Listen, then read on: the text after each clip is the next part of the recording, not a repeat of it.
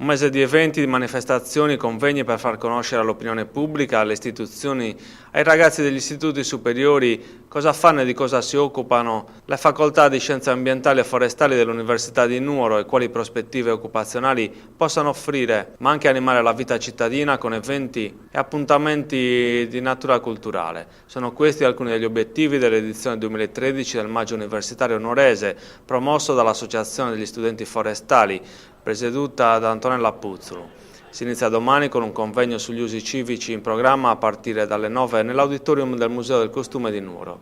Tra i relatori Stefano De Liperi, presidente del gruppo di intervento giuridico, e Cristina Ornano, commissario regionale straordinario dei diritti di uso civico in Sardegna.